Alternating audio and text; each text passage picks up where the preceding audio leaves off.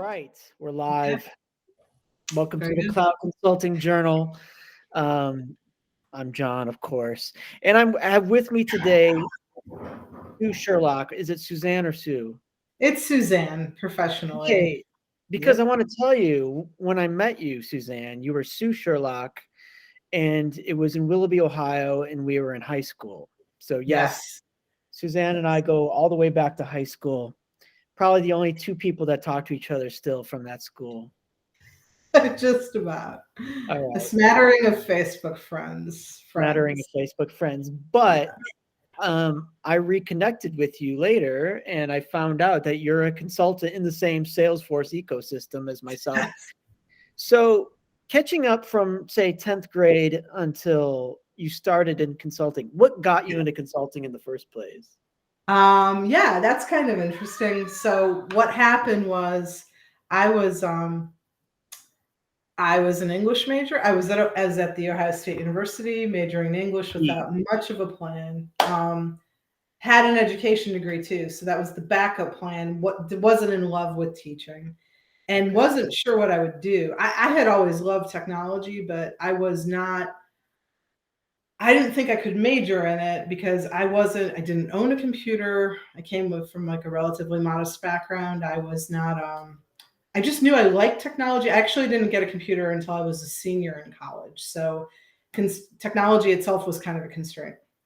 And while I was in that year, towards the end of school, a friend of mine who was in CIS, who was way more like worldly than I was, he said, Suzanne, you might want to think about interviewing with Anderson Consulting. They're doing on campus interviews. Anyone can apply. Your GPA will just get you a slot. So just go and see what it's about. I mean, what's to lose? So Andy talked me into prepping a resume and showing up at an Anderson Consulting interview, which is now Accenture. And so it worked, and I became an Accenture consultant. And Andy became initially he was with Procter and Gamble. He is now the vice president of global e-commerce for Nike. So Andy did great, and I did pretty great too. But that was just that one chance conversation one afternoon about let's let's help you to figure out something that you might be better suited to and take a chance in something. And I'm so glad I did. Yeah. That's an interesting story for a lot of reasons. Well, one is just how computers were when in our generation, right? We're Yeah. not that old, but I remember my first email I sent was my resume for my first job, and I was Yeah. like, "How does this work?" Like, Yep. I it's remember being in the dorms and I didn't have an email address, but some of my friends did, and they're talking to me about it, and it made almost no sense. But they could see how excited they were, and that's how things were done. I graduated from Ohio State in '96, and I think I got an email address that year. yeah. It's probably And so Anderson, yeah. may it rest in peace. Were you there when it changed from Anderson to I was. Accenture? Was that I like was, yeah. So I started off with Anderson Consulting, and within a couple years, everything went sideways with Enron and Arthur Anderson. So it was, well, no, I take that sequence of events. Arthur Anderson, Big Brother, and Anderson Consulting started fighting because Arthur Anderson was coming for those consulting dollars, where Anderson Consulting had always been playing, and they were traditionally more of an accounting firm. So we were in conflict. And so ultimately it was decided via arbitration that those two firms needed to split apart. And Anderson Consulting needed to become something else. And I was in the room, in one of the many rooms, the day the new name was announced. And you could have heard a pin drop because nobody loved that name. It was like, oh, Accenture, sure. But thankfully, within like 6 months or a year, everything that happened with Enron and Arthur Anderson went down. And then Accenture was very, very happy to be divested of all of that. So Arthur Anderson, of course, folded, and then Accenture went on its way and is still a major player today. And I was there for another couple years after they went public. I can tell you when I meet someone in a professional environment, I can almost tell if they work for Accenture, and that there's something about that place that produces really professional consultants. And what made you stay in consulting from there? And do you agree with my assessment? It's funny because I didn't stay in consulting exactly. I bounced around a little bit. I am now in consulting again. Yeah. And it probably wasn't initially, I felt very obviously, I mean, my academic background didn't prepare me. And I think I was enjoying the work, but not necessarily the travel was a burden. I ultimately I did 5 years of the standard consulting, Monday through Friday travel. Just the gosh, it was very very challenging from a professional perspective. And then towards the end of my time with Accenture, I went to their staff augmentation arm and got on a long-term in-town assignment, which was challenging in its own way. But it was SAP. It was good work we were doing for the Department of Defense on a massive, massive engagement. I think I learned so much from Accenture and so many things that made me the person I am today. But in the moment, it felt very challenging, and it felt so big and so almost like impossible to navigate, like how opportunities happened, how things happened, how careers happened. I mean, I think there are 300,000 people now or more. It was just a massive, massive machine. And in the moment, I didn't feel like I was learning enough, and I didn't think I could justify the time I was putting in. Um, I was lucky enough to get recruited by another consulting firm that was local in Columbus, Navigator Management Partners, and they've been acquired since I worked there. But they were phenomenal. At the time I worked there, we were still very small and very nimble. We had an amazing leadership team who took great care of us, and it was everything Accenture could have been. Honestly, on a local model, nobody traveled.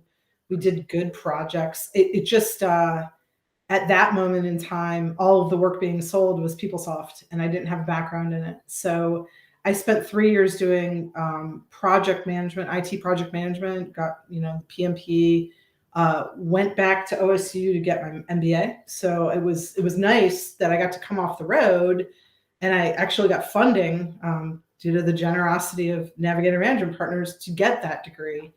And I got to just stay in one place and concentrate on my professional growth. And it was perfect, except that there wasn't a lot I could do without a PeopleSoft background at that moment. They're now much bigger, but they've been acquired by, I'm blanking on who they are now, but they were acquired within the last few years. So all in, that was 10 years of consulting, and I thought I would always be a consultant, but I didn't want to travel anymore, and I still feel that way.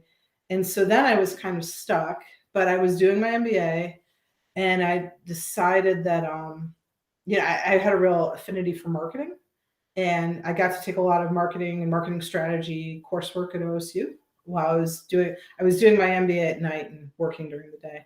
And I ended up meeting up with people who worked for a digital marketing agency here in Columbus, one of the bigger ones, and that was Resource Interactive. And so I got hired out of my MBA program to be a development manager and then ultimately a technology director with Resource. And that was fantastic because, I mean, the internet obviously has been ascending for a long time, but I caught Resource just as a lot of companies were acknowledging their need for custom websites and mobile applications, and social was on the rise. So that 7 years I was there, I saw the advent of Facebook being used in a corporate sense, and Twitter and Pinterest and Instagram. And we helped a lot of companies build their very first mobile applications. So, I mean, talk about just a phenomenal, not a consulting experience per se, but we were in a very consultative role in digital marketing there. So we were operating in really similar capacity, and it was invaluable. I learned so much. I mean, we could only, unfortunately, a company that size can only scale so large, and they have been acquired by IBM since, but it's a story of acquisitions. The time I was there was just amazing, and I worked with so many super smart people who are still in that business or in another, either within IBM or within one of their competitors. I mean, I've made a million connections. So anyways, agency life was amazing. Yes. I learned a lot of things I wasn't going to learn at a bigger, I think Accenture probably does a lot of digital work, but it's relatively hard for them to be that nimble and to align themselves with so many emerging technologies and trends. And so working in that smaller setting was huge. And I really benefited a ton from it. I made a lot of friends and connections, and I had a blast, because if for anyone who's ever worked in in any flavor of advertising agency, they'll probably tell you the culture is second to none. I mean, bring your dogs, wear what you want, be your whole self right at work. There's lots of happy hours and collaboration and working into the wee hours, but it's the most creative work you'll ever do. And I have so much respect for the creatives who kind of led our business. Technology was kind of like, we were the tail, the dog. I mean, the dog was creative and we were just being, wagged about, but it was great. Yeah. So that was great. I worked for a number of years after that in fintech, in corporate, and that was fine. It was really my only corporate experience. And it wasn't a great fit for me, having worked for so many years in digital and consulting, to work in like a very staid, traditional corporate setting. It was never a fit. And I spent about 5 years there. That's when, at that time, I adopted my daughter. And so the stability was great, especially as I was becoming a new mom and acclimating to being, there for someone else. That was really wonderful. I appreciated that a bit, that part of it. But I don't think I was ever cut out for like that corporate cloth. And late in 2019, I got a call from my old boss from Resource, and he asked if I'd be interested in talking to Slalom Consulting, and that is where I am now. And that has been just fantastic. The best. Did you get into Salesforce at Slalom? Or no, prior. So while I was at Alliance Data, who is a processor, the fintech, a processor of credit card. They're actually the credit card arm of about 150 or 200 retailers. So Alliance Data will come into your Pottery Barns and your Limiteds and Crate and Barrel, you name it. They'll work with retailers to stand up their retail credit card program. They'll do all the marketing, servicing, applications, everything, soup to nuts. So while I was there, they launched an initiative to stand up Salesforce for all of their many corporate partners. And I had a strategic role in that. So I was more of a product owner for Salesforce, trying to determine the direction we would take this latest implementation in. And I think it was a really good project. It exposed to me what Salesforce can do and how many ways it can support an organization. I mean, I was just scratching the surface of it, but I was really excited about that work. And so my time at Alliance Data came to an end during a mass layoff, and so I knew that maybe that kind of company wasn't for me, but I knew that Salesforce was for me. So I was just, in 20 years of doing technology, I hadn't ever seen anything like Salesforce. I was blown away by its capabilities and its potential. And so I just knew that, even while I was sitting, I had some severance and I had some time to think, and I was like, I think I want to do this. I think this makes sense for me. And I didn't know how or where I was going to use it. I just knew that that's what I wanted to do next. So it was really fortuitous, because my old boss called me, and when he asked me to join Slalom, he had a general technology enablement role in mind. And I said, I will talk to Slalom if I can talk to their Salesforce team. And that's exactly how that happened. And I'm really glad it happened that way, because we're doing a lot of Salesforce work. So yeah. So Slalom, I mean, they're well known in the ecosystem. Yeah. Could you describe their strategy, their basic? How does Slalom approach the market? I'll try. I think I'm most equipped to talk about my local market. So, But that's the thing about Slalom, is that it's a local market model. Yes. which cuts Yeah. down travel, like you're talking about. Exactly. So, I mean, I think of Slalom in the same vein as I think of a Deloitte or an Accenture or EY or anybody else, any of the big four. It just that they have prioritized that lifestyle, work-life balance, and local model. So it's not that I'm doing substantially different work than I would have done at Accenture or any other consulting firm. It's just that I don't have to be on the road 5 days a week. So the way it's working, I mean, they're founded out of Seattle. They've been in business technically for 20 years, but they're only slowly making their way east and overseas. There's a plan to grow. There are overseas offices in Europe and Asia, and there's a plan for more of those. I think when Columbus launched its office, it was about simultaneous with the first office in Australia and Japan. So slowly making its way across the world. 30 plus offices, I would be guessing at an exact number. So I'm most familiar with Columbus, which is the first market in Ohio. And I was employee number probably 9 or 10 in the market. And the premise was, we're going to come in and support, consulting projects across a number of different capabilities. And we're just going to, we're going to grow, I think, as quickly as the market demand allows. So, at the time, in January 2020, I was employee 9 or 10. They were still building out every level of management. I think there's about 75 people locally now. There's plans to double, possibly triple that within the next 3 years, just as market demands. And it was a very strange time to open a new office, given that we were right at the outset of a pandemic. We didn't know. I mean, we were 2 months shy of COVID. Yeah. So I was there in 2020. I'm meeting people and learning a lot about filling out in the gaps in my Salesforce knowledge, getting the certifications and working through all that. And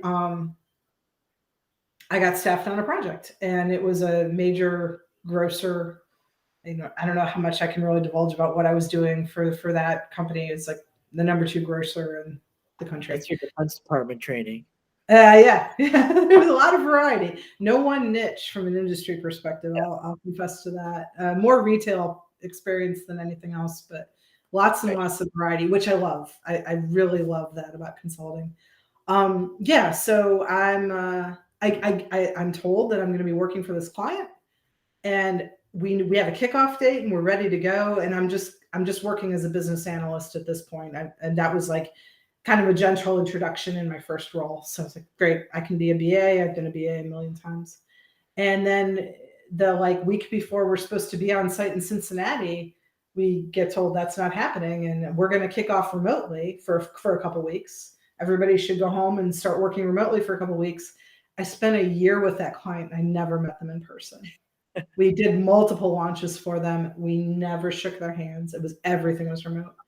And I've since launched 2 other clients with barely any in-person time. I had a short stint staffed out of St. Louis with a remote team for a nonprofit that was phenomenal work we were doing to support child welfare for the state. It was an agency based in Illinois. And now I'm on a startup project now based in Cincinnati again in the healthcare space. And I've only met my clients once, which is just crazy, but it's going really well. Yeah. Yeah, it's interesting what you said. I mean, earlier you did the experience of traveling every week, and I did the same thing. And that used to be part and parcel of being a consultant. For sure. You see the same people in the airport every week. The benefit was never having to pay for a vacation, right? Because you always had points. For years, there were so many points. I remember the first time I paid for a flight, I was like, you have to pay for this? And now I have 4 points on American or something. But you get into that life balance, and that's kind of what Slalom was built around, is having that work-life balance and not traveling. I remember when I was looking for a place to work, that was very attractive, right? Yes. Have a local presence and no travel. How is it being I assume you're still single last time I checked. No, that hasn't changed. Okay.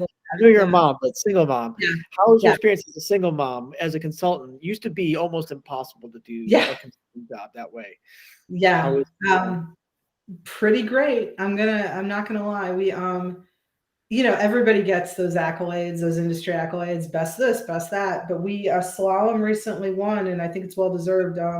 They were number 4 on the best places for parents to work. And among professional services firms, they were number 1. yeah, That's just an acknowledgement of how they can keep people at home, they can keep people staffed remotely, keep people on meaningful engagements, and compensated fairly and not having to sacrifice your entire life. So for me personally, I mean, my daughter's in first grade. So, there've been trade-offs. There's been times where I couldn't take a client call because I had to be here or there for her, in terms of school. But generally speaking, especially in the context of a pandemic where we're working remotely, I am I am a highly productive employee and able to support my clients, to the extent they need me to every day, and also be there for my daughter. There hasn't been any trade-offs, and I think the pandemic has actually fueled that. I'm lucky. I have, commuting hours have been replaced with, extra time for my mom, for my parent, for being a parent or being there for my client. I mean, it's just been phenomenal. From what I understand from people who work at Slalom prior to the pandemic, like they had a great work-life balance too. Like they never really were asked. I'm sure that differs for some people in larger markets, right? If you're in New York, Chicago, California, and you're commuting out to the burbs or out to a far-flung destination, you might not have that experience I had. But in a relatively small market where remote staffing is possible, I mean, it's just been phenomenal. yeah. Do you think slalom has an overarching culture, or is it really regionalized? Yeah, that's a great question. I think a little bit of both. So I'm probably more exposed to the overarching culture than some people because I have, in addition to my job as a principal consultant in Salesforce, I'm also my market's inclusion, diversity, and equity ambassador. So I'm working with other people who have that title in other markets, learning about what they're doing to support diversity across offices. Ohio is still small and growing. And so we have a lot of work to do in terms of standing up employee resource groups and supporting diversity. But like I am in a unique position to learn more about what bigger offices are doing. So we just tackled this year. I mean, we're in year 2 of our market. And I stepped up and said I would be that person who helped to, facilitate everything. And in doing that, I got to know people in St. Louis and Chicago and all over the Midwest. So I have a sense of what that aspect of our culture have because I'm in a unique role. But then Columbus, what I've heard from people from other markets who compare Columbus to them, I've heard we're extremely friendly, maybe to a fault. It's We are, Ohio, isn't it? yeah, it's Ohio. I mean, we're extremely nice. You're from here. We're still small enough that everybody knows everybody. I mean, when you're in a 75-person office, if you show up at the Christmas party, you know everybody by name or you have met them at least virtually already. We started this during the pandemic and we still do a weekly meeting where everyone's invited, everyone is asked the same icebreaker and everyone gets their 30 seconds or a minute to expand on that. I think the last one was, just talking about your favorite vacation destination from the past year. If you went anywhere, where did you go and why? So that was last Tuesday. Every Tuesday morning, we have some flavor of that, get to know you. And it has nothing to do with work or our professional development. It's just, let's talk to each other as people. And it's been great. Amazing. Yeah. That's really cool to hear. I don't know if they can do that in the Chicagos and there's much bigger offices at Slalom. We're in a unique position. You'd have to get 2 seconds to say something. Mm-hmm. For sure. Yeah. Chicago's about 1,000 people, I think. Yeah. That's amazing. So what advice would you give to anyone who's thinking of going into consulting, either coming out of college or working at a corporation or? Yeah. So I think if you're coming out of school, I mean, just depending on your degree, there's so many paths right now. And it's been 20 years since I attempted to, find my way into consulting. So I'll speak to what I'll speak to someone joining Slalom first because I'm kind of familiar with what they're doing now and what I wish I would have done at Accenture. So number one, far and away, find a mentor. I didn't find a mentor in my first stint with Accenture, never did. And my career growth definitely reflected that. It didn't go great. It was just kind of, all right, I'll be back. Okay, I know. Here, all right, give me this. You stay over there. I'm peeling orange right now. So I think I had, of course, I had a manager, but we were on different projects and generally in different cities. We weren't very affiliated and we didn't know each other well. And I think had I found a mentor, somebody who was really aligned to, or I mean, sometimes we talk in terms of sponsors, people who actually have a vested interest in your career progression.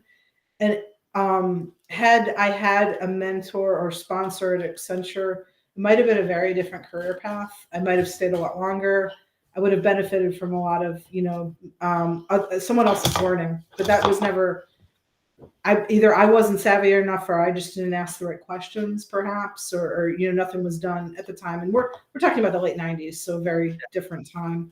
It contrasts that to Slalom. I do have a mentor I meet with monthly, someone who's not in my chain of command, but who knows me well and knows what I bring to the table and is able to offer me advice on navigating situations and how to get things done. So, that's the number one thing. I mean, I think that's true applicably. That's applicable to any professional endeavor probably, but I think it's especially important in consulting because of the distributed nature of the work, and you're not necessarily likely to be on the same project as your supervisor. You need that one person who's a consistent thread, who can provide a consistent conversation across every milestone in your career. So first and foremost, there's that. And then professional growth. I mean, that's very unique at every consulting firm. I think that Slalom's got a very established, pattern of professional growth. Within the last few years, they completely retooled their, it's called Me at Slalom, but it's essentially their career growth track. They've standardized every level and set uniform expectations for how you achieve the next level and the next level and the next level based on standardized criteria.